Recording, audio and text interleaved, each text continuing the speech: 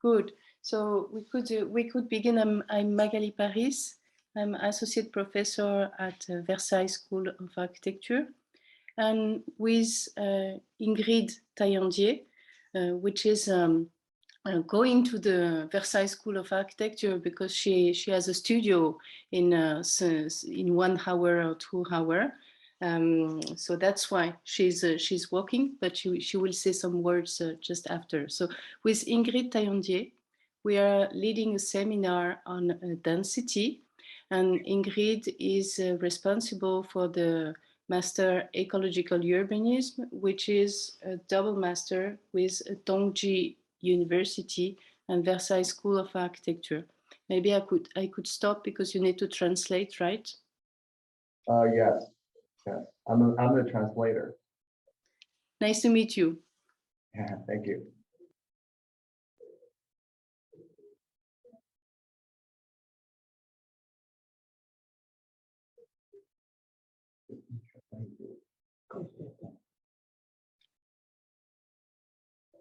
It's okay. Do you want to translate? Yeah. Meng said we can get started. He understands what you said. Just okay. Maybe presentation. We need some translation. I mean. Okay.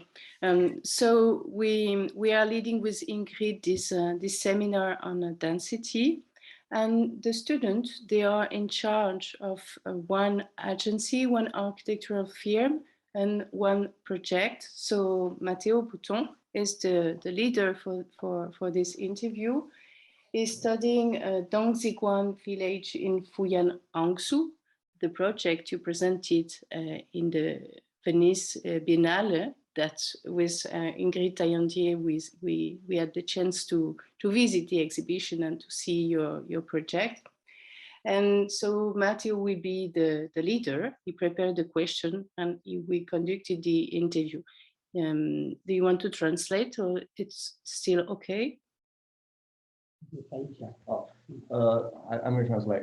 他说，他们对你感兴趣的一个主要的原因呢，就是他们在威尼斯看到你的那个展览，然后呢，这个叫做吧，他是哈佛和同济的一个合办的学友，他们现在下学期有一个课题，就是研究中国的 density， 就是密度 density。我现在就理解为什么会有这个问题，所以他们希望就这个项目呢，就是说到时候我们一起谈到他们可能关注这个方面的方面。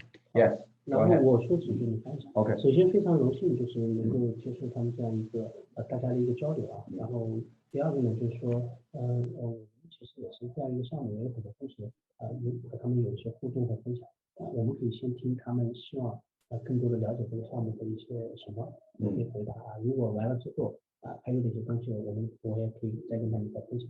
Okay. So first of all, it's a great honor to have have this time with you talk about our practice here, and specifically in this project, Meng said he would like to know what specific interest you have in this project. So specifically in the following presentation, he can share more about the topic you guys are interested in. So, yeah. Perfect. Yeah. And thank you for the time you're giving to us. Thank you very much. I am the director of the double master degree program joined with Dongziguan University, and our students at the end of 2.5 years would have a degree in architecture and in urbanism. This is why they have the capacity to understand question of architecture. Your project as a dense architectural project, and they have the capacity to understand different ways of designing urbanism and neighborhood. This is why your project was really, really interesting for us. I have to say that I discovered it at the Biennale d'Architecture of Architecture in Venice, and I was totally amazed by your work. I think it was really what I was expecting in this Biennale. I was expecting something about density. How can we live together in a dense collective area, housing? And I think you did a great job. So I have to thank you about it, because I think the Biennale didn't show enough about this question of density. So that's why we wanted to study your work and this project in particular. Thank you. I have to apologize. I have a studio project, as Magali said, in a few minutes in Versailles, but I wanted to meet you and thank you a lot. 他说，还是刚才那个问题，他形容一个是 director， 就是一个相当于他现在同济，对，他现在是因为他的学生呢，同时要就是 master 就是双学位，一个是建筑，还有一个就是城市设计，所以呢，他对于这个项目就是觉得特别适合，就是说对他们这个兴趣点来说，为什么呢？因为就是一方面你考虑了建筑的形式啊、语言啊等等，同时也是一个社会性非常强的这样的一个项目。然后他觉得在威尼斯双年展看到的他有特别大的兴趣，还有很多的疑问，然后他也希望到时候来上海的时候可以跟你见面。好的，非常那个欢迎他来中国啊。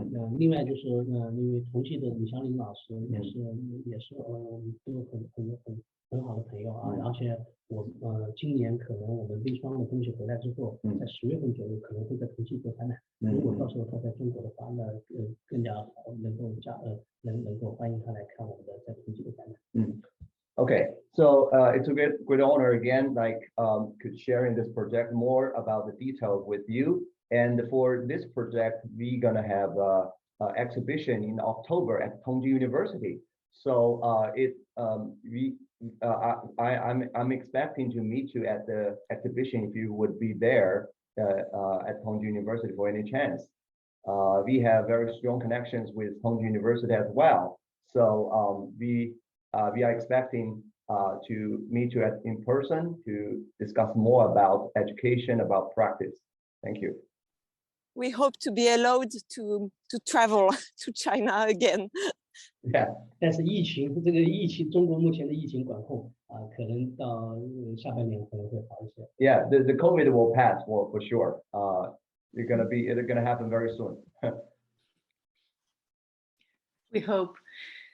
Thank you so much, 谢谢。Mateo, I think it's your time. So Mateo prepared question. So you can hear me.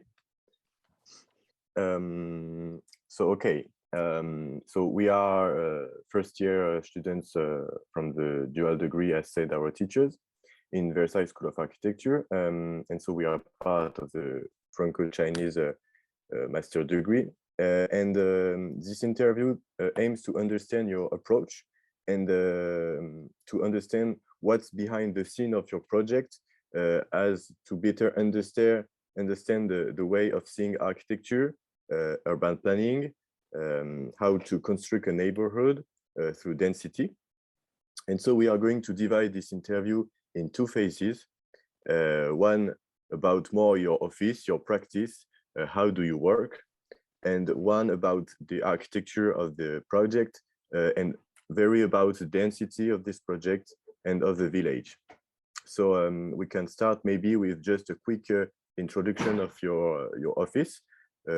What about your educational background, maybe the architectural philosophy of your office, and yeah, thank you. Got you.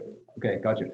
他们是一些人，其实是这个教授他的学生在线去提问。他们觉得希望今天的那个提问分两个部分，一个部分呢是大体上就是想了解一下你的一些建筑的一个实践经历、教育经历，然后这些经历怎么影响了你现在的一个工作的方式和思维方式。第二个方式呢，就是第二个部分呢，就是可能会谈到这个项目。然后他们首先呢想问你，就是第一个问题就是能不能大体的介绍一下你的教育经历啊，然后这些你的工作经历，然后对你现在工作的一个方式、思维方式的一个影响。好，首先呢，就是因为其实每一个建筑师吧，就是他经过这么多年的这个职业的一个经历，他的经历其实跟他做的东西肯定是有很强烈的这个关联性的。那我同样就是我现在其实就是属于就是大房子、小房子都能做，然后商业的房子、社会性的房子都能做。原因呢，其实跟我的两段的在研究生毕业之后的两段工作经历有关系。第一段工作经历是在我们中国的一个顶级的一个商业大的设计院，做的这种专业性、职业性 professional 的这些东西。另外一个就是跟着我的导师做事务所，有一段学术性的这样一个经历，更多的偏创作型的、原创性的，这个小规模的建筑。所以后面我自己的选择也是职业自己的事务所，是将这两者做了一个融合。所以这也是我对建筑的一个建筑观的一个理解，就是建筑它不仅仅是像这个职业性、全职业性提供图纸，造出高端的精致的房子这是一部分。另外一部分就是它应该在这个社会的一个产业链体系当中，它怎么能在时代的变革当中，它能产生它自己的一种推动力Well, so first of all, in general, I believe architecture is not just a job, a profession that making buildings. It is a profession like you need to release impact on the society and something around you. So my work experience combined two parts. One part is work at a big firm, which combine the different disciplines and the collaboration, to make commercial buildings. And the other part is based on a small studio, which when I just graduated from architecture school, I worked together with my professor, and we focused on some topic go beyond just commercial practice. So with that two experience combined, I created Line Plus. So you want to practice at both in both of these two fields. We do commercial buildings, but at the same time, we figured out a way to release our impact in different area and in the country, in the urban setting, both. Okay, just a quick question about also the medium you like to use. For instance, I saw that you have a big room for models of architecture. Could you explain us what is the goal of your models and how do you treat and work with it? Can you explain that? What do you mean by big what? I mean, model like small architecture, like buildings and all the stuff you make as to understand how you could work. I don't know how to translate maybe model, architecture model, maquette. I think he did not understand the big room. You said big room. Okay. It was just that. Mateo is saying that models, the practice of models, doing models, it seems to be very important for Line Plus. At which step of the project is it important? As it was amazing at the Biennale, what we could see was this huge model and we could enter in it. It was really impressive and beautiful and very interesting. So how do you treat models? When did they come in the process of the project and why are they important for you? Okay, got you. 他们问一个问题，就是说，看到我们公司在展览或者是里面有很多的物理的模型，他想问的问题就是我们模型感觉在我们的就是研究项目当中有非常重要的作用，然后他想问一个特别去具体细节的问题，就是我们怎么去看待现代建筑的模型，因为这东西也很慢嘛，所以他觉得我们对模型的这个就是推敲感觉很多，想问这个问题。其实呢，就是因为这个其实也是跟这个建筑学的这个学科的这个发展是有关系的。就早年的时候，在电脑软件在这些还比较落后的时候，我们借助于这种实体的物理模型去推敲尺度、推敲光线跟空间的一个关系但是其实随着现在的这样一个这个技术的发展，以及这种3D 以及这个整体的这种未来很可能是戴着这个眼镜在弄这种其实就是越来越这种瞬息这种全沉浸式的这种体验之后，所以我觉得其实物理模型像我们现在工作室的很多物理模型，更多的时候是一种在推敲在设计完成之后的一个是一个相当于是一个结果就并不是说像以前那样全手工模型，因为全手工模型呢在推敲过程当中它满足不了我们中国的城市化的这样一种设计的一个进程这是我对模型的一个理解，以及结合我们中国国情，我的工作模式并不是一个以手工这个推敲模型为主导的这样一个工作模式。Well, so yeah, I understand like you saw many big models, physical models in our exhibition or in the photos you saw that, but in our practice, because of the rhythm, the speed thing, we gradually, seldomly rely on the process models. So for the VR technology today, we use Lumion, we use those simulation 3D software simulation thing to study the sort of the process. But the physical model, we count on that before we really want to erect up the building. We have the physical model try to prove that it works before the construction really begins. And it's also a good way to communicate. Say, for instance, in the exhibition, you saw that you can feel the space, the light, right? So this is where, so in a word, we are adapting to the technology and we are trying to adapt to ourselves to this fast-paced, rhythm in China as well. 还有就是我认为就是但是我们做的每一个模型，最后事后的这个模型，它并不是一个复制品、复刻品，并不是一个仅仅是为了完成一个模型的模型。就像我们在威尼斯双年展上的这些模型，它更多的偏向于一种装置我们在材质上，我们在尺度上我们在表达我们的这个建筑概念和思想上就是每一个模型，我们事后做的每一个模型，更多的像是我们体现我们自己的一个思考在里面它像是一个艺术装置一样。Yeah. So just like what I said, the final physical model we showed, it's more like a verification to say our process and our study works before it's gonna really erect it up. But at the same time, the power of communication by those physical models was not replaceable. Because when you saw those models, you are touched and moved by the space can feel the color, even the materiality. So this is a way we saw about it. It's at the same time it's like art configuration as well. Okay, thank you. So maybe I will share my screen to have pictures from your project, or maybe you want to share something. But it could be something to help us to understand and to see maybe what we are talking about. So now we are going to go to the project art, and so here is the so you can see my screen now. Yes. And still now.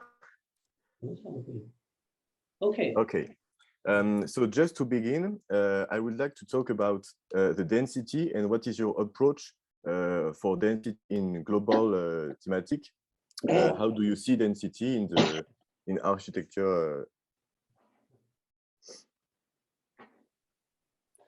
他的第一个问题就是，在这么多项目当中像比如说他提到的这几个项目，你在做这个项目之前，你是怎么去感知这个密度这件事情？这个首先呢，就是因为我们在因为中国的传统建筑它其实就是强调的是一种由最小的基本单元，通过越落的空间组织，最后形成发展成这种聚落。所以中国传统的这个建筑，它是一种高密度、低层、低矮的高密度的这样一种组织形式。所以像这一张是整个这是一个酒店，这是一个酒店，对角线的这两张，其实我更多的是通过是在做设计之前，就是我们的容积率啊这些决定了它是一个低层高密度的这样一种聚落的东西。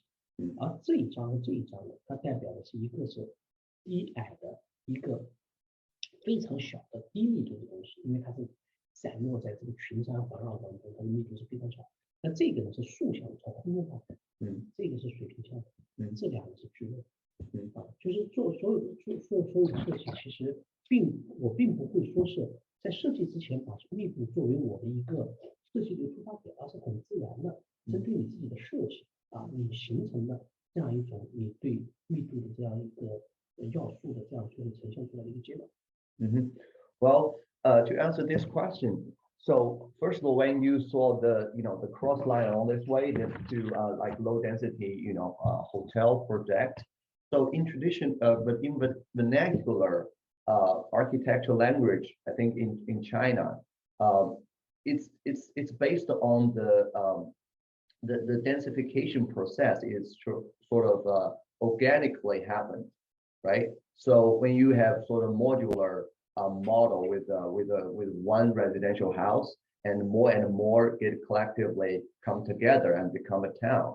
So the density thing is we saw it as organic process. It's organic process.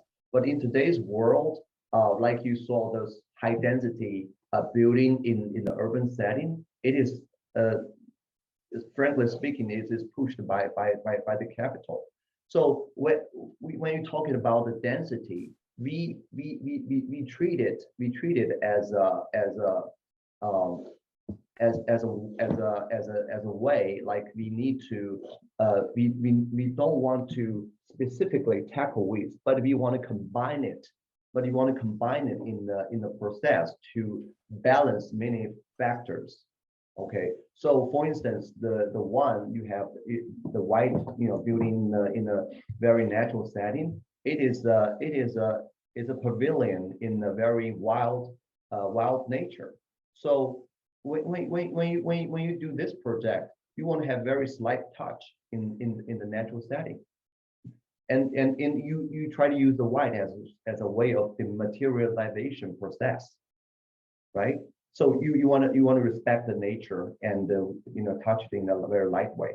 And in the other side, the high rise over there, right? You want to take people as you want to take the users, the final users going to use your space. So the density in this case is more about how you're gonna take advantage of the existing setting or requirement by the program, but you created sort of comfortable space and the neighborhood relationship in the different units. So it depends on case and case. So we when you talk about density, we thought about it's an organic process, and we respect that. We want to take advantage of that, and we want to tackle that with some strategic design strategy. So yeah. Okay, thank you. So now we are going to talk about this project, and so maybe just a quick presentation of what was maybe how did you get this project? So maybe by a competition or a call or something, and yeah. 他现在就是请简约的介绍一下他们特别关心的这个项目。对，好的。那我们要不要先一下屏幕？Okay, can we share our screen? We have. Oh yeah. Sorry.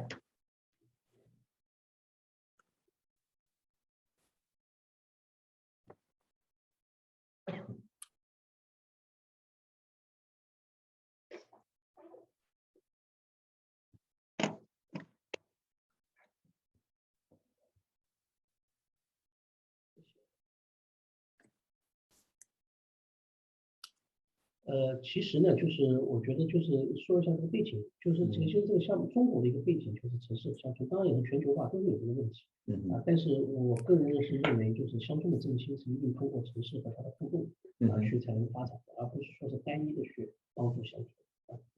Well, first of all, just a little bit background about this project. You just asked is a command or is the successor that is actually commanded by the local government. And a bit socioeconomic background about this project is, if you could understanding, either it's globalization or urbanization, it's imbalanced development process. The same thing happened in this project in China.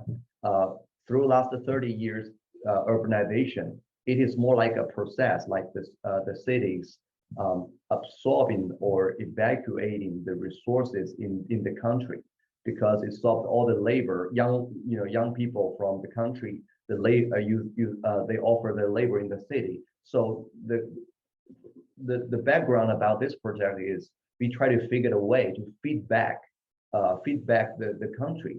It's happened in our social economic level in China during this time. Happened like 4 years ago. It's a policy in the national level.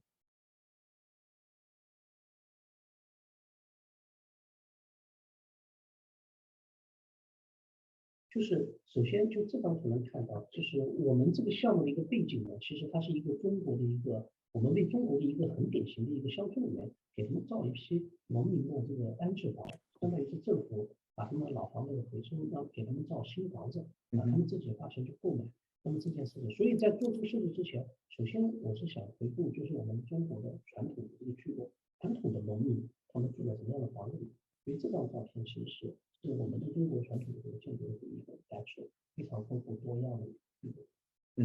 Well, the drive for this project is the local government there. They want to use the fund to offer the new houses for the residents in the village. The reason why is that they want to refurbish their original houses and try to refurbish them and convert them into the new uses to attract tourism in the country.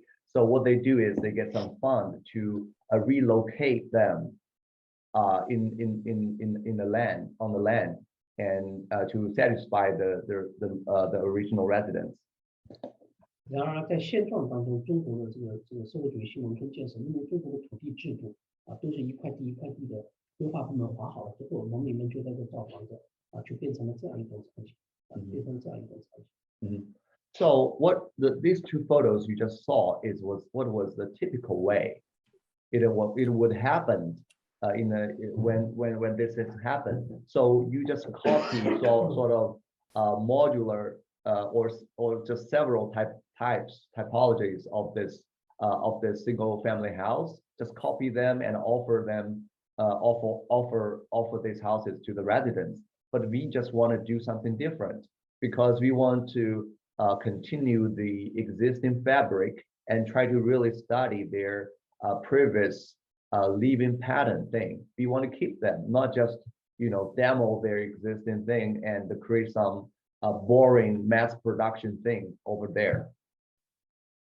所以呢，我就拿到这样一个课题之后呢，我就在想，就是在我们这样一个中国，在当代，我们是不是？因为我也知道这个背景是中国是大批量的，就是上来就是大批量，它不是说是一栋一栋的有机生长的这种传统聚落的生长方式，所以我们就大批量的去做。但是这种规模上来之后，它也是不是可以有一种不是像这样的千篇一律的非常呆板的这样一个方式去实现这样一个聚落，以及你看像这样一些房子，这都是现在的在现状当中这个村子里面的这些房子就是跟我们的老的这个房子之间的这个差别所以这就促使我去思考，那我们造房子在当代这个历史坐标上面造房子，我们是到底造什么样的房子当然肯定跟它不一样，但我们也希望跟这些都不一样就是是不是能够寻找到这样一种符合我们当下的这样一种新型的人居的方式。My first thought was you just saw the very traditional housing, just like the above photo over there. We cannot do that, right? But for something below, or the mass production thing you just saw, we won't do that. We won't do that too. So how we can balance sort of the efficiency and tradition, and to continue the fabric thing, how can we figure out a way to balance those voices and factors, those inputs? That's what we want to think about. Okay, just a quick question. You talk about inputs, and so what was the first idea that helped you as a basis for the architectural process? You are asking the first idea or what? Yeah, the first idea you had for this project, and what helped you to make a project. 他问你就是你的直觉，或者说你在做这个事情之后产生这样的一个形式，最直觉的一个东西是什么？最早的一个 idea 是什么？其实就是什么呢？就是在我们中国，就是古代的传统的建筑，它的风貌是由它当时的材料和建造方式决定。而在我们当下，我们中国的这个城市当中的大量的地产的别墅、豪宅这些，就是恰恰用现代当代的材料和构造去模仿传统的样式去做。所以我的直觉就是，我不希望就是还是在用，只是套上一个古代的壳子，用现代的东西去模仿。我希望是能够创造就是用我们当代的材料、当代的生产力，在符合当代的开发建造机制的，同时也是低造价、符合农民的购买水准这样一个房子，这是自己给自己设定的一个特性啊。所以这个直觉就是我走的就是走抽象的路线，就是我们的传统的意义那种抽象的路线，就不是那种特别拿来主义，拿一些具象的符号去拼贴的这种方式。所以就是这个东西是很写意、很抽象。而且中国的传统哲学也是这样的，更加强调是意境。写意写到为止，而不是说是我要所以就是我们现在的房子造完之后，你游走在里面，你看不到任何的传统建筑圈的符号，但是你看它是中国的，它是江南的，它是有地域性的。Well, first of all, when I get this job to do, I sort of set up some principles or framework for this project. I hope first of all, I won't do something like just fake news, fake things, fake form to mimic what it was existing there. I don't want because the form or the geometry, the fabric was based on the traditional, housing there was based on the building technology from that time, right? So we won't do something, copy that or mimic some just fake form there. We won't do something very practical, which means we want to make this make those housing is cheap enough to for those residents to afford, or the government to afford. We hope when those housing got erected, when people get into and walk around, they will not feel it's something exotic. It's something not belong to here. So based on the current building technology, current funding, and their current living pattern, we want something is very organic and very natural to this land, and based on the current building technology and the funding requirement. Okay, very practical. Okay, thank you. So yeah, maybe you want to talk about the picture you have on screen, or I just continue the questions. 像这张图就是很典型的，他们很关注的密度。像我们就拿了中国的这两个老村子来看，就我们这块用地套在上面之后，这是我们的用地图片。其实我们是能够造很多房子，按照我们传统的造房的方式。而现在的城市规划，使得我们就是都是密度完全是没有以前传统的高。Well, So when you were interested in density, it's a great picture you can saw what we started at the beginning. So the red line there is actually the current site boundary for this project. Okay, and those two photos was two villages. One is from two different villages. So we put the boundary on a two different typical village there. We studied the density. As you can saw, by the traditional fabric in China's village, you can have very high density, in this boundary, right? 所以这个就能看到，其实我们虽然是这么一个大的聚落，他们看到是一群房子，但是我们其实只是通过这两个基本单元，这个11米、21米的、16米的、14米，我们最大的跟我们中国传统的宅基地的那个做法不一样，就是我们把院子和建筑给它交织在一起，就没有像刚才那样的，就是一建筑在这，院子在这，这也是西方和东方对院落和建筑之间的一个关系的最大的不一样啊，西方是 院子为建筑，中国是建筑为院子。 Okay, so just as we talked about, by understanding the density from the traditional fabric, and by understanding how many people gonna be relocated within the boundary, and also we care about efficiency, right? We dislike, we reject mass production. So we started to understanding if we could figure out some modular typology and make them be combined in different ways to create some space that could echo with the traditional fabric, but also meet to the modern living pattern for those families. The photos you saw here, these two diagrams here, which is very important philosophy in China. So in the West, people think about the courtyards or the space is surrounding a building. But here we try to use buildings to create some space, which is collective space. So this is a two modular typology we studied. 然后我们由那些基本单元，最后就发展成这样的一个聚落啊，这也是我们跟刚才的原来的这种城市规划这样一种区别，最后发展成这样一种状态，这个整体的这种感觉。所以这能看到，这就是传统的社会机制发展下的产物，而这是经过我们的设计，我们实现的状态。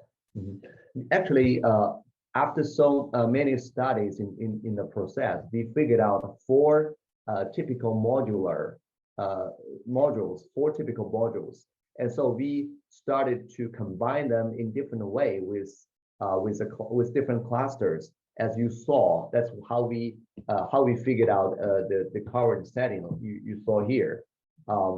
By the composition of these four different modules, we use the buildings to create the private, collective, and public spaces within different hierarchy. 这个就是我们在这个当中能感受到的这种接向的土地关系、建筑轮廓的接向土地关系啊，那这些其实就是我们中国的传统的空间上的感受，也是因为恰恰我们这个房子并没有一些传统符号，但是因为你走进去、游走在当中有这样的空间感，所以你会觉得它很中国。Well, the trick was when we thought about streets, the collective spaces, stoppable, non-stoppable spaces. We use our buildings or solid. You can see the the white and black here. We try to use buildings to as we saw with the composition of the four modules, which care about efficiency, their living pattern, and we use this as tool. Try to create public spaces.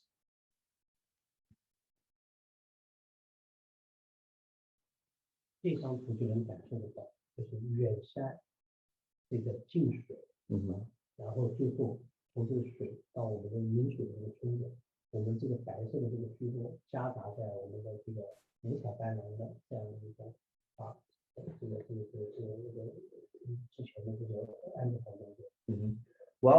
this is a great photo to show our results and show our philosophy and see how this new erection there echo with the nature and echo with the land, and also be part of the existing fabric, the village fabric there, right? Everybody can tell it's new, but you saw it's just happened so naturally and organically, be part of the context.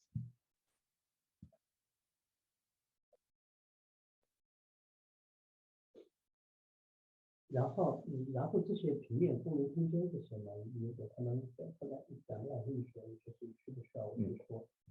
我大概讲一下，因为我们图层助理也跟我说，我们有很多调查问卷，当时问30户吧。对46户。Well, just one more word to explain, you know, the floor plans. As we talked about it, the four modules, right? We figured out that was based on our questionnaire and the directly discussion and meeting with the residents.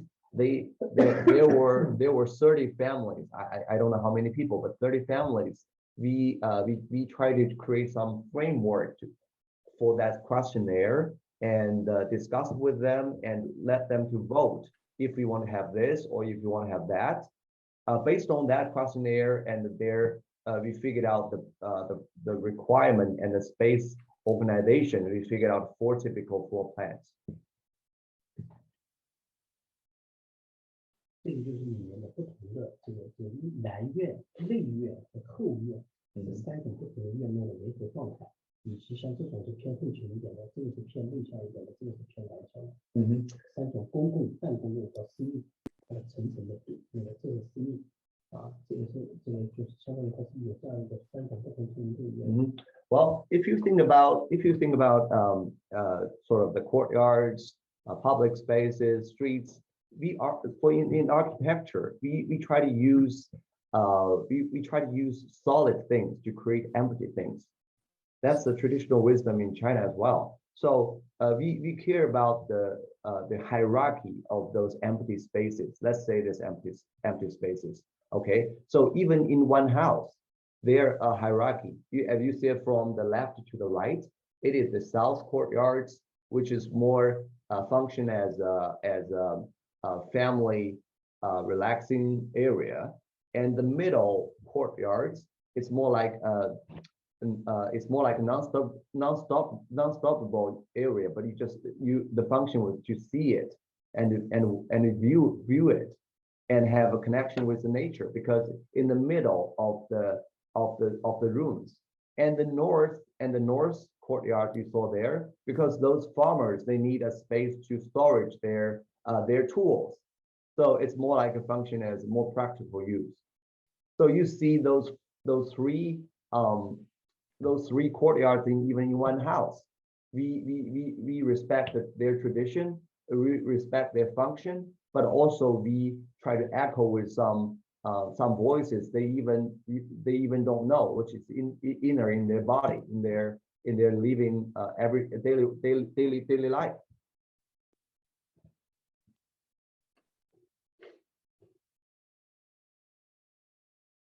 这个其实就是他们可能比较感兴趣的，这是我们中国的一个画家吴冠中说出的一句话，他也是我们将来的这个第一个这个周边的人，所以呢，他的绘画其实当中更多的是一种抽象写意的人，所以我从这个画当中得到一些启示，就是为什么不能通过抽象的方式，也能实现给人的感官上，在色彩上，在这种线条上其实它依然是能够做出这个传统的回应。Well, it's very unfortunately, as you saw many photos we showed, the globalization or the urbanization is a process to diminish some vernacular forms for architecture. It's a global challenge, right? The modern architecture to do that. So in this project, we definitely want to, for instance, the picture here is a very famous painting by Wu Guanzhong, a Chinese artist. So why not we can use architecture, even its form and color or things like that. We can we can it's an abstract form, but we can absorb some elements from it and try to create a new housing, the vernacular setting in this modern world. 所以我们最后就是有这个这种组合人屋顶之间，它并不是按照一栋房子去设计建筑，而是按照一个群体去整体设计，当做一组房子来做设计，不是一栋一栋的设计。Well, you could see the painting just before this slide. So in traditional Chinese architecture, the roof is the most expressive element in architecture, right? It's so in our project we put a lot of thought in the roof. It's not designed by one unit, but we thought about as a whole how those roofs gonna be collectively to express the nature, the spirit of this neighborhood, just like from the traditional wisdom.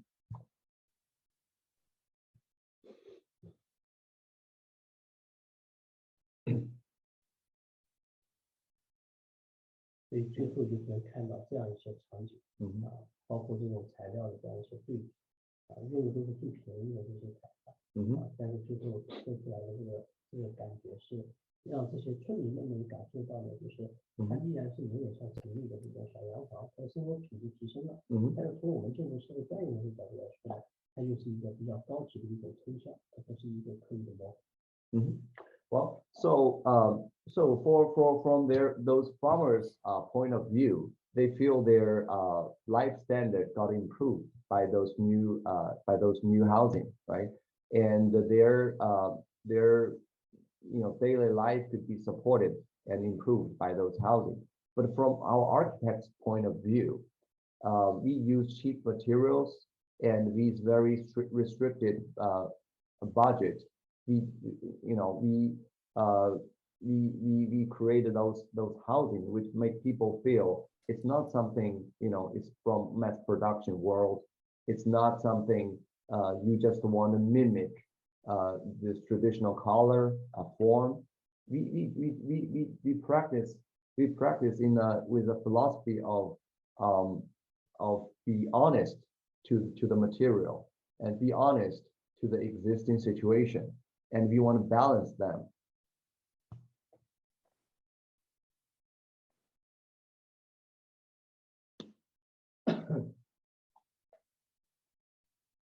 然后最后就是这个项目，它最后产生了一个互联网时代，它产生了非常大的影响力，就击中了当时的中国的很多的这个城里人的这种消愁啊，就是包括现在被输入到中国的这个美术课的里面啊，它虽然是个建筑，但是它变成了一个人造的一个景点，以及它在这个艺术圈和这个社会学圈、人类学圈，它都产生了影响力啊，尤其是它的这样一种网络这个流量，在互联网时代的流量。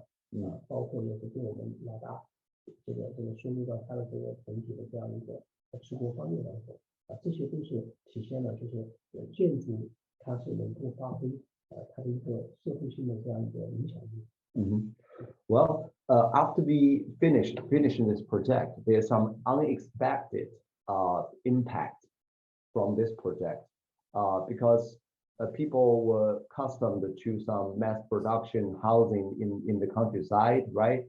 The single family house. But after we finishing that, we figured out, on the internet, even from the government, and this project being discussed in public a lot, even for people who left their hometown, which from the village, from the country, in the cities. They come back and to visit this village because they feel nostalgic feeling, which when they grow up or before they left this village. So this is what we are very proud of. That is, architecture is not just a process or it's just a product, but it is. You can see it as a very strong tool that you can make good impact on the society and to show people this is what the architects can do. 然后包括这个项目最后为这个村子使得让这个村子变成了一个这个旅游的一个目的地，它成了一个人造景点，有大量的这些大巴车啊，这些旅行社啊，可以组团，在这里进行打卡，这些村民们、农民们在这里进行打卡，其实这些包括最后它又回归到绘画当中去，就是有画家已经把它当做一个景点，开始用这个作为一个景点学Well, yeah, and we want to end up this short presentation with those photos you just saw. You saw that people, taking photos with that as a background, and what we thought is this is an echo. This is an echo we missed a lot. We missed from a long time ago. Which we missed in this fast-paced urbanization process in the last 30 years, in the globalization process as well. So we want to continue to do stuff like that. We want to think independently and make architecture to make positive impact, not just making buildings.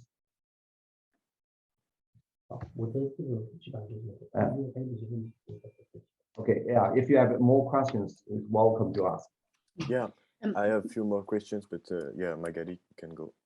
Yes, maybe just a precision, because I think it's totally amazing with this project. You just launch a huge discussion about how could we live in the future, taking care of the past and taking care of each other. It was a question of the Biennale. You, as Ingrid said, you are maybe the one of the few persons that try to answer it. How we will live together in the future. So it's very interesting. And just a precision about the collaborative process you set with the inhabitants. So if I understand well, the inhabitants of this dwelling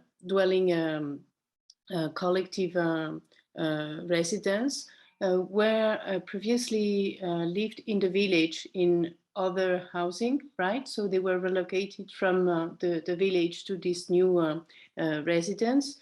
And you said that you make a questionnaire to know how they live before and to adapt the apartments, the different units to them. Did they work on a precise unit and then they live in it, a precise apartment, one of the 4 typical modules, or did they work together with the 4 modules to not working only on my apartment, but on all the apartments, so to give a collective feeling? Is it clear, my question, or maybe I can reformulate it? It's clear? Yeah, I guess you were asking about the process, if the process works, right? And, yes, the process, and how could we involve individually, but also collectively the inhabitants? Because you said that with the questionnaire you highlight what was important for them, and that give you the 4 modules. And then did you make them work on the modules in which they are going to live, or on the 4 module, not only on the one that they are going to live in, but on the collective settings, not only individual? I think this is super important. Maybe you could talk a bit about it to us, how you work with the inhabitants after the questionnaires. Sure. 他的问题就是我们这个项目啊，就是在做的时候，我们为这个30户有 question， 就是那个调查问卷，然后基于那个调查问卷，然后理解他们的生活方式和诉求之后，我们有4种那个 module 嘛，4个 module， 然后重新组合之后，相当于说又把整个的一片他们全部挪到这边来了。所以他其实想问的问题就是说，因为你4种组合之后，每户其实也不一样嘛，那就在村民在之后的选择当中，会不会有一些就是从个人到整体上的这种不协调？就是说，比如说我想选这个，然后就没选到，或者是并不让30户每家都满意，或者说我们这4种就是形式，然后组合之后是否是成功的，对于这个 neighborhood 这个社区来说。这个问题其实是一个比较那个怎么说呢，就挺中国国情的问题，就是说就是在中国，只有在中国你给做这种类似于什么回迁安置，就是一堆人的去做，但是呢，从我们建筑师的角度来说，我在很短的时间内我要完成这个方案，我的问卷调研，我更多的是提取一些共性的东西，我要将他们的一些非标的东西尽可能的过滤，体现它的共性的东西。所以我更多的看重的是我在中国的这种国情上面，就是都是规模性的，因为农民的居住，它跟城里人可能差别很大，但是它在相互的农民之间的这些差异，更多的是跟他的家庭人口构成这些相关的，所以我们在这个当中，其实通过问卷更多的是排除一些这个城市当中的这些诉求这些东西，更多的是本着为村民造房子使用的这个工人诉求，只要提取到共性的东西，我们就通过我们的4种单元，最后能够方方面面相对比较兼顾的，但是也不可能说是为他们每一家去量身定做，因为时间也不允许，第二个就是在中国的这个农民当中，你每一家都量身定做，你到最后其实也是很难让每一家都满意的，因为他们自己并不知道他们自己想要什么，所以我们作为建筑师，其实到最后是通过我们的筛选和提取之后，我们来引导他们过什么样的一种生活方式。Well, it's a great question to ask. So the questionnaire for us when we initiate that, the purpose was, we practice or we live in the urban setting. We try to understand their lifestyle and what their needs. And the purpose or specific purpose for that questionnaire is to get some collective needs from these 30 families, not to meet individual needs from them. It's impossible because when we were committed to this task, there's a time frame we need to deliver this project, right? So the questionnaire, the purpose is to get the collective needs, try to understand their lifestyles, and I think this is a challenge for any architect in any project, right? You need to understanding the final users or your clients, whatever. So this is a specific a strategy we use in this project. So by saying that, I mean we by doing that, we exclusively to lower some noise, but to make people collectively agree on something for those 30 families. Yeah. Okay. So maybe I have just a few more questions. Let's start with just what was there before this project? Was it a field, as there is also around, or was it another part of the village which was replaced? Can you explain again your focus? Just before this project, was there fields like around and all vegetation, or just it was another project, or it was another houses or things like that?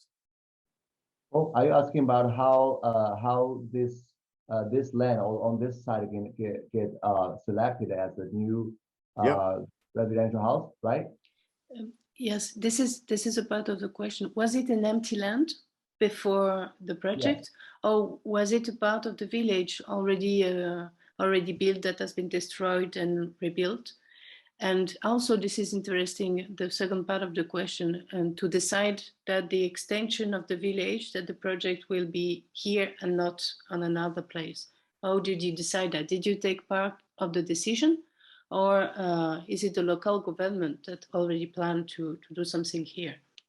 Okay, got you. 他们问的一个问题就是我们这块安置用地啊是怎么被决定的？就是它原来就是空地嘛，然后它跟整体的村子的一个关系是怎么样的？可能要再总图上面。对，对啊。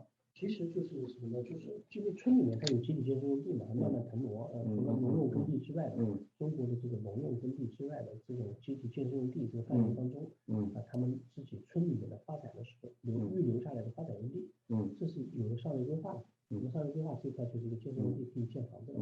那其实更多的是将这个老房子当中呢，原来那些临水那些危房那些当中的那些，因为那些房子其实我们会建议他都是传统的古民居嘛，把那个房子拿出来做公共业态，然后给他们造上一些新农房，把他们回迁出来，那些房子就能收归集体所有，原来的价格收归集体所有。这个意思这样的。Oh, okay. So the purpose, the process was this. So first of all, the site or this land was you see the located at the boundary of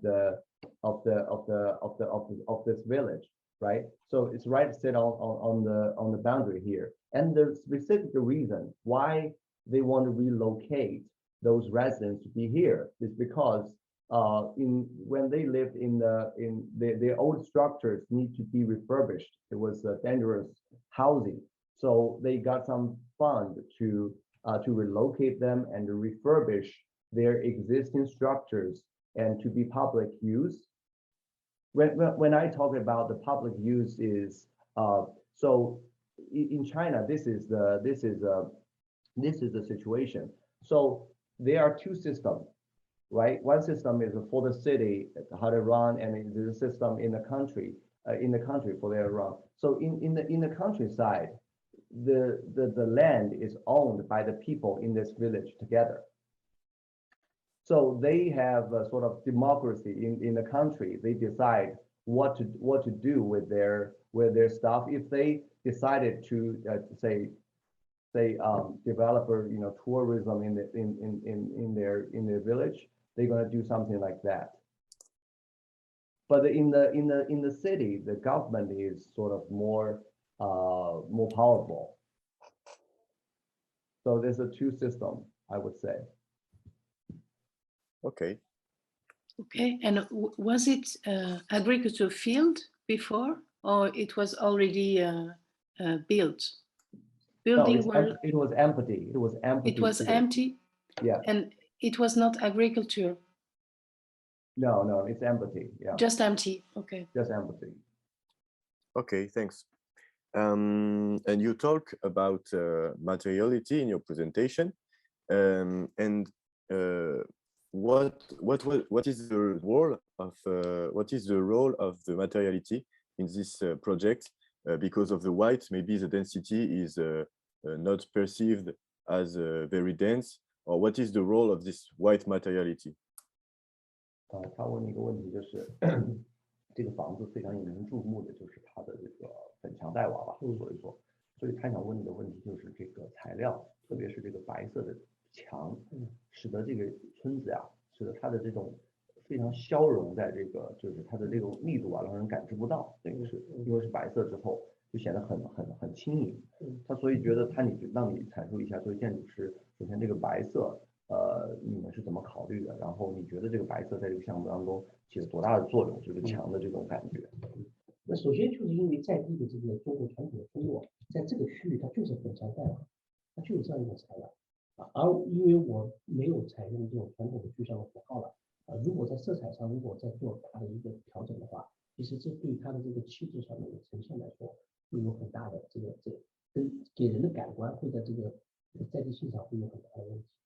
所以首先我们是很直觉，就是我这个色彩上一定是还是从古至今的这样一个，因为这个在这个地域的气候条件下，它就是适合这种很淡雅的色彩，烟雨蒙蒙的然后跟我们将来的那种粉墙黛瓦，它是自古以来就是很密切。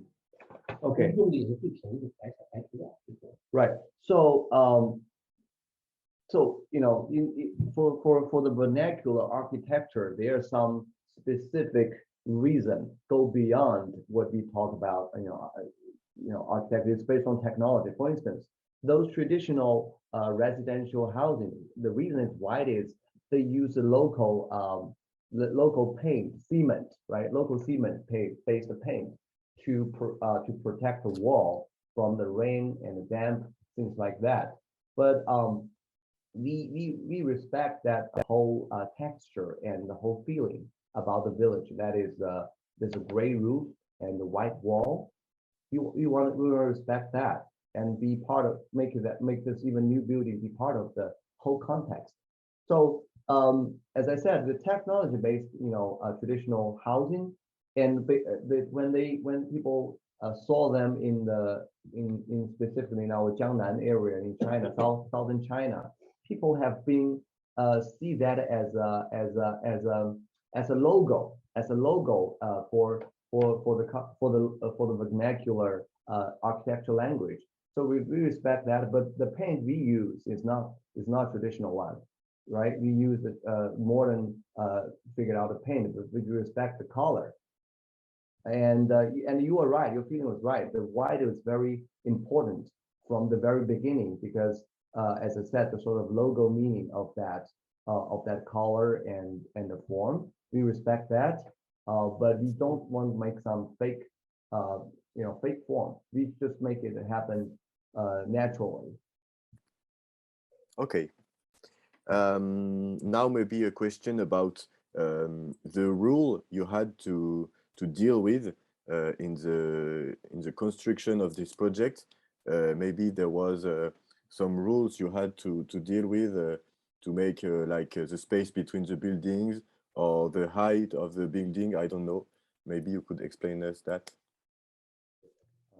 As we don't know so much about the regulation in the countryside and the regulation in the city, maybe you could also give us some context about that. We, as far as we know, in the Zhejiang province, there is a strong attention to regulation. But please tell us more about that. The regulation that help you to enter in a context, and also that is sometimes a problem because you want to make something and you could not.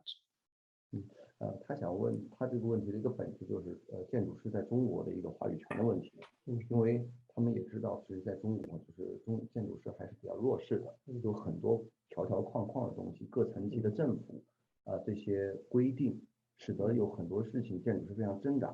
就是说，他想问你，就是你们在这个项目当中所扮演的角色当中，有哪些就是说这种政府的硬性规定，或者是等等，你们是怎么去处理这些事情，最后让这个项目能够获得各方的同意，特别是政府层面的这种条条框框，然后能让它就是发生的，最好呢也给他们，就是因为外国人他们想介绍一下，就是在中国这种二元化的城乡二元化的这样体制下面，就是在农村里面他们是一个什么样的这种操作模式。首先呢，就是在中国跟全世界其他国家可能比较类似啊，就是说你造房子你都得经过这个审批啊、政府同意啊这些。所以我们这个房子其实，因为在中国的城市当中造房子已经有很多的规划这些要求了，在乡村当中呢，你貌似是没有那么多的这些上位的一些东西的限制，但是它的这个人的这个主观的这个因素其实是很多的，所以我们这个项目在过程当中其实也是差一点就夭折了啊，过程当中有很多小插曲，可能我就不展开细说了，但是更多的就是当时的一种沟通协调，这种去把这些事儿也把它们平衡好，政府想要什么一些小事情，它无外乎就是要一个效应，要一个它的业绩。他的功劳，领导的功劳，决策的功劳，农民要便宜就做到一个好房子里实惠，性价比高，农民要的是那种眼前的东西，领导要的是他脸上的这个业绩，我们建筑师是想在这个当中实现一点我们自己学科上面一些研究性的东西，所以我就是把这个3点把它融合在这里。协调好了方方面面的关系，就把这个协调。Well, not just in China, I would say for this profession, you practice as an architect, you're gonna tackle with different stakeholders, policy, regulations, restrictions, budget, whatever. I think it's just typical around the world. But what's specific in China or in the countryside of China, that is just as I a little bit explained before, there's a two system in China, which is the country and the city. So for the countryside, it's more like they have their own sort of ownership as the residents in this village, right? So it seems like you have less regulations than the city in the country, but the regulations, like there are so many stakeholders, you still need to understand their needs and balance those sort of balance their requests. For instance, for those 30 families and the residents, what they care about when they get refund from the village, right? When they get a refund, they want to have some housing which is meet their requirement, which is big, which is comfortable, which is affordable, cheap, right? This is what they want. And from the local government, what they want satisfaction from those residents. Then they hope this project get erected up very fast and be some work they finished in their term. And what our architects need, we want to do something different, right? We hope this we want to get some make this project as a sort of to get some impact on the society and even some news and be noticed by even by you, right? So it is in the nature, our work is about process to balance so many restrictions. It's very typical around the world. It's typical for our profession. But here we see, I don't want to get into some more details, but that is, you can imagine, right? Okay, then maybe we can talk about just about the water. You know, there is a piece of water in the village. Was it an opportunity? Was it here before, or you bring it with the construction? What was the opportunity around the water? 他想问你一个关于水的问题。他看到基地上有水，然后他想问的是，就是水的这种元素在这个设计当中有没有影响到你，或者说，因为我们基地就是这侧有水嘛，就是这个水是原来就有的，还是或者你们有没有考虑到这个元素什么影响到？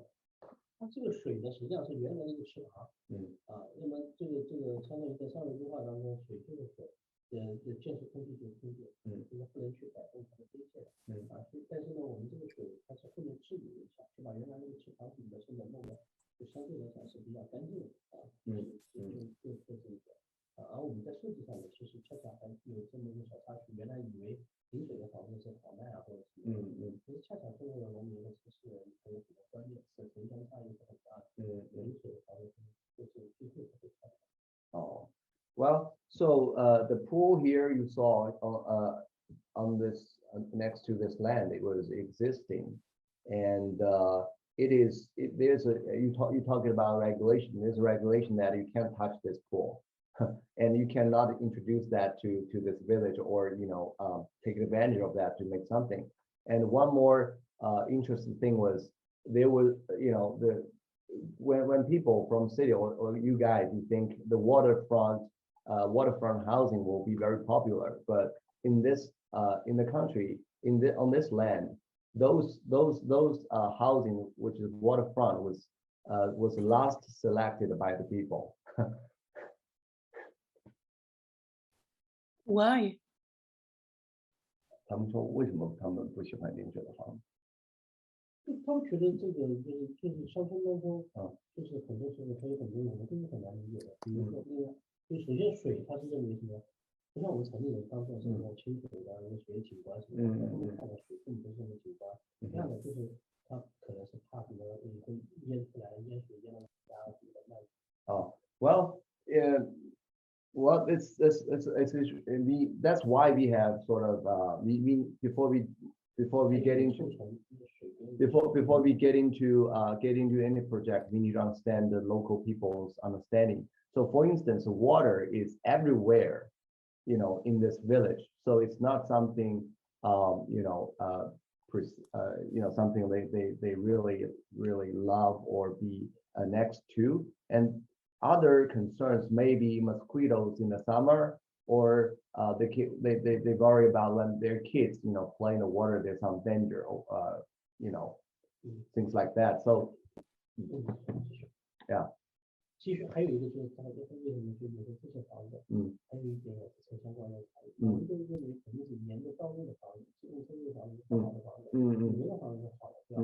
恰恰是这沿着这条路的房子，跨马路的房子是最好的，第一个最漂亮的，他们觉得停车方便。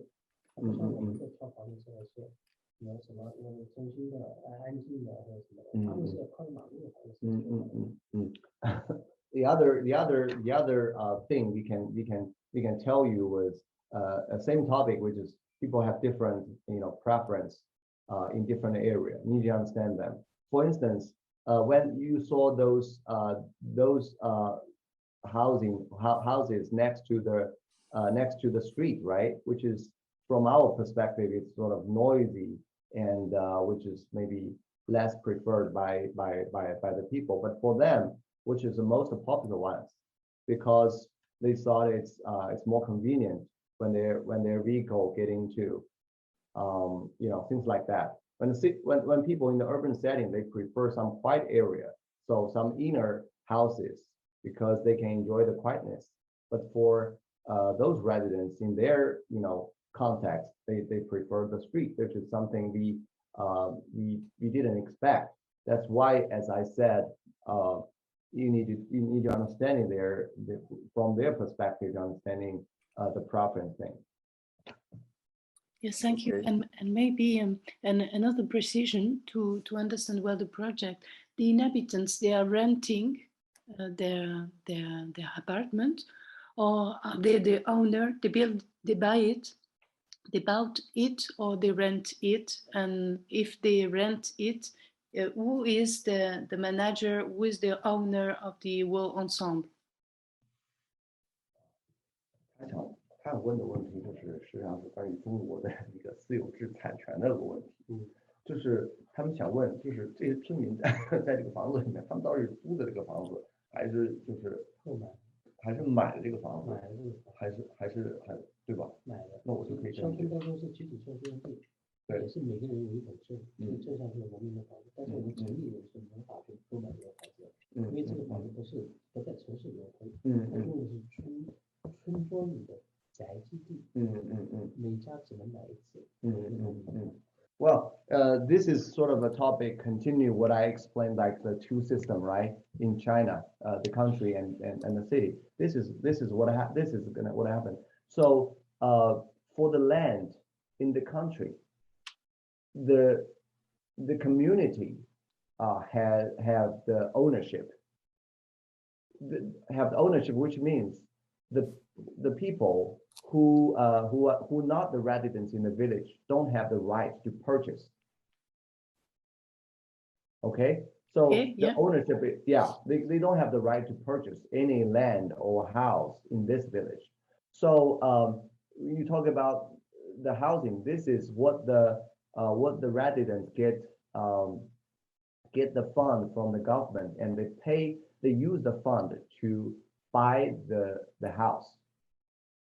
So they get some cash, and they want to use the local government build these houses. They pay for it.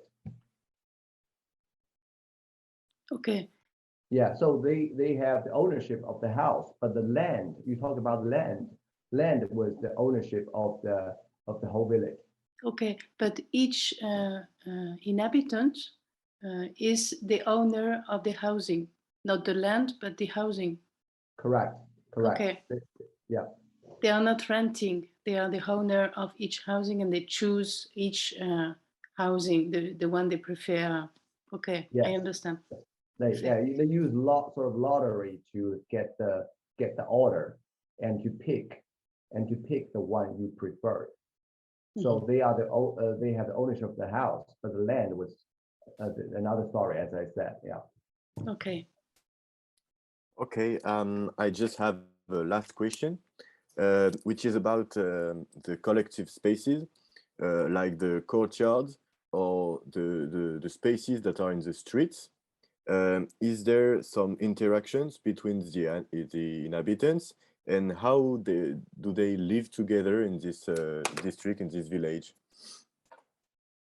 他最后一个问题，想问的是这个公共空间或者说是聚集空间的问题。就是他想问的是，他们这个村民啊，因为可能是他们之前就是邻居嘛，对，他们在现在的这种公共空间这种层级里面是有哪种怎样的一种互动？他想了解一下。我们应该怎么跑到前面？对，队长对啊。其实我们在设计的时候就考虑到这一点，因为在乡村当中，其实公共的地方当中，它有一些就是跟我们城里人不一样的，我喜欢张家昌、李家短，他们希望在这个家里的门口洗东西这些。我们在做的时候，基本上是分成几个院子，也是这个目的，这是私家的院子，这是公共的组团的院子，所以这个组团的院子就是有很多社交往，就在这里，然后进到家里就会是第二个问题。在这个等级之内，他们还有村口的，相当于一个公共的这个大公广场，对，第三个等级，对，那个是更公共的，这个是半公共的，这是私密的。Right. So first of all, you talk about the collective spaces. That's very important. Important thing. We try to figure out the spaces, because why? They were neighbors. They were neighbors before. So so we want to continue their interaction pattern sort of before, right? So the hierarchy thing was very important when we think about collective spaces. For instance, this is one of the clusters of this neighborhood, and you can see like this is one house. We talked about before. This is north courtyard, middle one, and the south one. This is private. So this is private. This is private. They have there's a hierarchy in there, even in their house. But collectively, they share this collective spaces in the middle for this 1, 2, 3, 4, 5, 6 houses, right? So this is upper sort of hierarchy in terms of collective spaces. But in general, as you saw, beyond those clusters, they have the public use space here, you know, as a whole neighborhood, as a neighborhood, and those organic shaped streets was also stoppable, and to create some random meetings spots. We carefully design them as well. So in general, we understanding those complicated, you know, the interaction pattern in this neighborhood, and we try to echo with their voices, their even unknown needs. So that you talk about the strategy we used was through understanding their pattern and try to create this hierarchy of collective spaces. Okay. Well, the interview is going to the end. Maybe if you have something to add, if you want to tell something, you're free to do it. And maybe, Mateo, according to this collective way of living, etc., how did the other inhabitants of the village feel the project? Maybe you could give us a feedback about that. What do they think about this new project in the village? How do they perceive the density you proposed and the collective living? What's their feedback? Not only the inhabitants that are here, you already speak about that, but the other one. From where? What feedback? From the village, the other inhabitant of the village that are not in this new project. How do they feel it? What their feedback? What did they say? Okay, got you. 他想问就是就是这个村子啊，这个住进来的这个村民以外的其他的这个村的村民是怎么，就是说他们对这个项目是什么样的一个反应？最早的时候呢，他们其实一开始是因为这个，首先是这个迁那些户嘛，他们是也没资格排进来。对。但是其实就是他的这个拆迁户的数量是远远大于这个数量，所以是抽签的才能获得这个房子。那有些人是抽到了就没有要的，但是后面就很后悔，因为在一开始的时候这房子还没完全全部造好的时候，这个所以是也有人后悔的。那造完了之后嘛，其实就中国的农民有一个这个特点，就是很重视。就是我个人觉得，就也并不是说他们自己一定觉得这个有多好，而是所有的城里里面网络上的报道铺天盖地的时候，使得他们有一种自信，就觉得更多人来看这个房子所以在这时候他们就觉得这个房子特别。Well, so this is what we know. Okay, so as you saw, for this project has very influential impact on the internet, and which get some tourism activity around this village. So you ask about the feedback from the inhabitants outside of this neighborhood. They didn't previously. They didn't see it as a great work or something they envy even. But when they see this project getting famous or things like that, they thought maybe it's a good one, and they want some new housing like that as well. Okay, thank you. Okay. And to follow Mateo, maybe you would like to add something that we did not ask, or that you want to add to the conversation to finish the interview?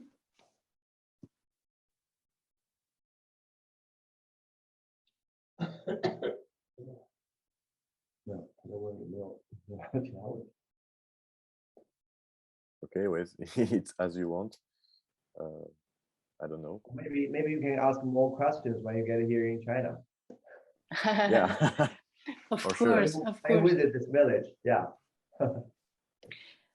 So we could put an end to it, even if we want to spend hours and hours with you, because it's amazing. It's very interesting. It's a super project. We really think it, and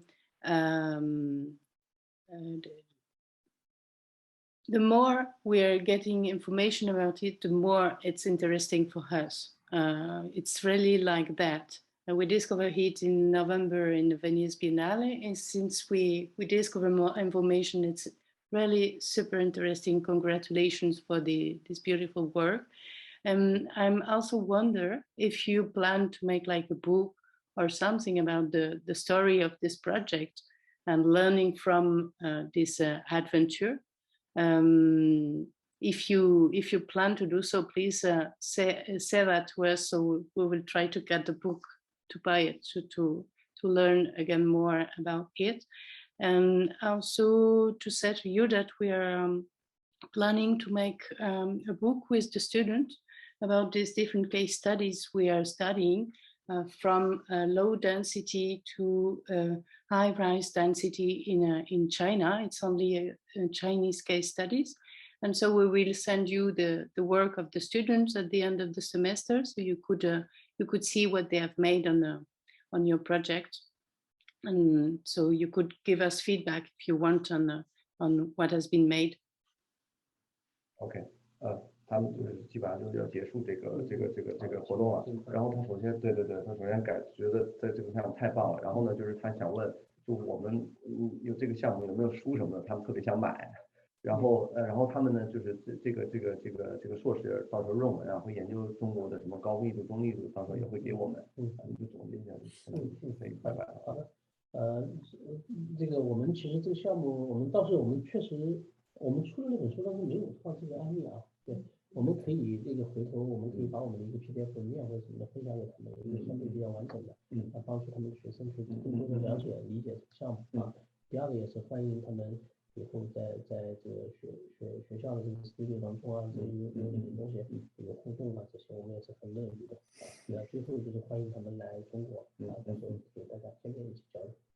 Okay, yeah. So again, it's a great honor to share this discussion with you guys this time, and we would love to offer a PDF file to share more information about this project with you, and we would love to hear about your work, your research in the end, and we are expecting to meet you maybe at Hangzhou University. We don't know if you can visit us.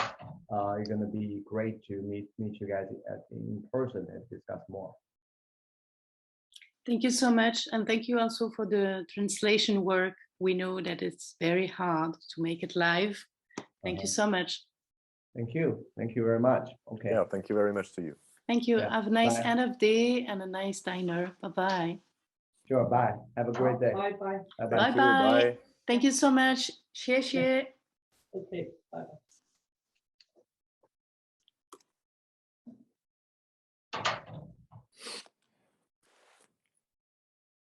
Ok. Vous pouvez mettre vos caméras, Karim et Marine. Ulysse est malade. Je sais pas, Ulysse, il a envoyé des messages, mais j'ai pas encore eu le temps de regarder. Ah bah oui, toi, tu étais dans le vif. Donc, on se prenne quelques minutes de débrief. Alors, moi, j'hallucine de ce projet. C'est encore plus intéressant que ce qu'on pensait. Il y a en plus un processus de participation qui a l'air extra. Donc, on en a eu quelques bribes. Et on a encore, enfin, en rapport à la séance de vendredi dernier qu'on a pu vous proposer avec Stéphanie Poufflet, on en apprend encore plus sur cette question de campagne et ville. Donc, moi, je connaissais quelques éléments, mais ça confirme encore cette histoire du sol qui est super importante en termes de densité, de ce qu'on peut faire et finalement d'un potentiel de transformation de projet. Donc, dans les milieux ruraux, c'est clair que là peut s'inventer des choses nouvelles assez intéressantes, vu que les habitants possèdent le sol et qu'ils décident ensemble, collectivement. Donc c'est un village, c'est une autre instance politique, même si c'est pas une instance politique, vous l'avez compris, on vous l'a expliqué vendredi dernier. Donc moi, par exemple, pour le village de Sanjia, il dépend d'un autre village qui dépend lui-même d'un autre village qui ensuite est relié au gouvernement du county. Donc c'est là que les décisions se prennent d'un point de vue officiel, mais après tout se fait très localement. Donc c'est d'autres voies moins réglementaires, on va dire. Donc plus dans la négociation, dans la participation. Donc on se dit qu'en Chine peut s'inventer des choses différentes de ce que nous on peut voir dans les processus français ou européens. Donc ça, c'est vraiment assez intéressant. Je suis encore en train d'enregistrer. Attendez, je vais arrêter ça parce que ça, on s'en fout de ce que je raconte. Arrêtez l'enregistrement. Oui.